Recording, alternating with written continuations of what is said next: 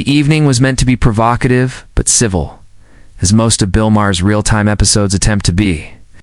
Meghan Markle had been announced as a surprise guest only a few days prior, igniting buzz across media outlets who speculated whether she'd clash with Maher's infamous libertarian jabs.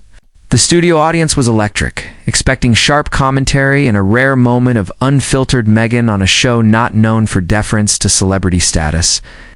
Dressed elegantly in a sleek black dress, Meghan took her seat with poise, exchanging pleasantries. With Maher, at first, the discussion hovered over safe-ground mental health advocacy, podcast culture, and fame in the digital age. But tension began to stir when Maher questioned the sincerity of celebrity activism. "You talk about women being silenced," he said, "but aren't you on more magazine covers than the people you claim silenced you?" "Visibility isn't the same as being heard," she said, her tone controlled. Bill leaned back. "But it's something. Don't you think there are people out there who'd kill for your kind of oppression?" The audience chuckled. Uneasily, Meghan's smile faded slightly, and what started as a conversation slowly began to feel like crossfire. Things escalated when Maher brought up the royal family. "You walked away from a monarchy, but kept the titles, the mansion, the press access. Was it really escape or just a PR move?" Meghan's brows rose slightly, and her lips tightened. "I walked away from a system that was hurting me," she replied. "What I kept was my voice." Maher didn't flinch. "But if I walked away from a job, I don't keep the company, car, the perks, and then spend years complaining about the boss. Isn't that what this feels like to some people?" the audience murmured. Meghan sat up straighter. "With respect, this isn't about perks. It's about survival." Smirked. "Survival with Netflix deals and chicken coops in Montecito?" A few laughed. Meghan did not. "It's a lazy narrative," she said. "My husband and I told our truth." Griff replied flatly. "Truth is subjective. Ask 10 people, you'll get 10 versions. But not all 10 deserve to be platformed endlessly." The words landed like punches, and the temperature in the studio dipped palpably. Meghan crossed her arms, gaze firm. "So, should we silence stories just because they make people uncomfortable?" she asked.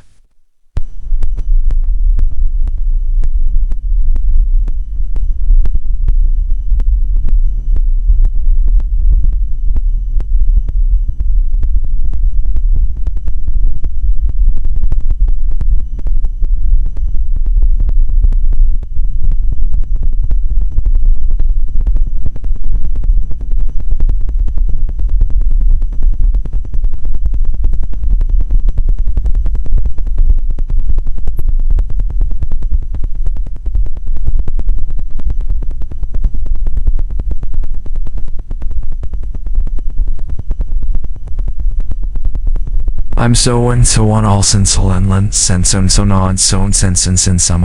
Just stop pretending discomfort equals danger. You're not Rosa Parks, you're a duchess with a podcast." Meghan's voice sharpened. "And you're a comedian who confuses cruelty with honesty." The studio erupted into a mix of applause and audible gasps. Maher smiled, but his eyes had narrowed. "Look, if you wanted to do a TED Talk, you should have gone to YouTube. This is real time. People get challenged here." Meghan leaned forward. "And I'm here. I showed up. But if challenge means mockery, I'm not sure you're here for." "Dialogue at all?" Maher didn't blink. "Oh, I love dialogue. I just don't love word salads dressed as victimhood." Meghan inhaled deeply, clearly suppressing anger.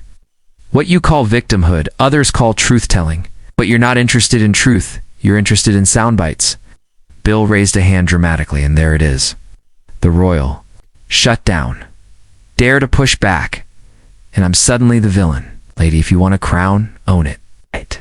But don't act like it's made of thorns when it suits you. Meghan froze.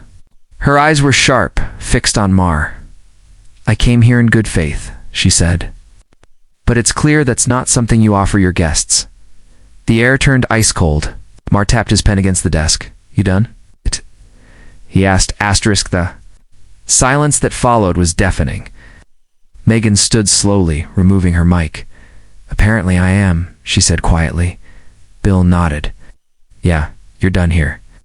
The moment was surreal, live, unscripted, and instantly viral. The audience didn't know whether to clap or gasp. Meghan walked off stage, head high, but her eyes betrayed a well of fury just beneath the surface. The camera stayed on Maher, who looked directly at the audience and said, "You invite royalty, you get drama." HBO cut to a pre-scheduled segment, but the internet was already on fire. Within minutes, clips of the exchange dominated every social media platform. Hashtags like hashtag Meghan vs Maher and hashtag you redone here were trending globally. Media outlets scrambled to replay the footage and get statements from both camps. Pundits speculated whether the walkout was premeditated or spontaneous. Meghan's spokesperson issued a brief statement within an hour. The Duchess participated in the program in good faith, but she will not remain in environments that demean or diminish vulnerable voices. Maher tweeted simply, "This ain't a tea party." Asterisk, the fallout was immediate and intense. Meghan's supporters blasted Maher for what they called an ambush, accusing him of using bullying tactics under the guise of satire. Feminist writers and human rights advocates wrote op-eds defending Meghan's stance, noting how women of color are disproportionately questioned about their legitimacy when speaking truth to power. Maher's fans, meanwhile, praised him for not letting celebrity narratives go unchecked. Fox News called it a win for free speech. The Guardian called it a media debacle. Meghan herself remained silent publicly. The paparazzi caught her boarding a plane the following morning, reportedly returning to California earlier than planned. Her face was calm, but her hand tightly clutched her phone the entire time. Behind the scenes, insiders said she felt blindsided and sickened by the experience. HBO declined to comment beyond confirming the footage would remain intact in the show's replay. Critics debated whether Maher had finally crossed a line. Asterisk late-night hosts chimed in. Jimmy Kimmel mocked the drama. Bill Maher kicked out Meghan Markle. Did anyone check if Piers Morgan was hiding under the desk? Stephen Colbert took a gentler jab, saying, "That's what happens when two people who both think they're always right share a stage." On The View, Whoopi Goldberg defended Meghan. "No woman deserves to be interrogated like that, not even on a show like Bill's." Joy Behar, however, disagreed. "If you can't take the heat, don't go on real time. He's always been like this." Social media remained polarized. Some felt Maher was finally exposing the brand-building side of the Sussex narrative. Others felt he weaponized skepticism into cruelty. Meghan's team was reportedly flooded with interview requests, but all were declined. Instead, she filmed a video for her podcast audience, thanking them for grace through the noise, hinting at the incident only by saying, "I walked away because dignity matters more than airtime." Asterisk, what emerged over the next week was an even deeper cultural split. Meghan's departure from the show became symbolic. Women choosing to exit a hostile space rather than submit to rhetorical combat. Too many women, especially those in advocacy work.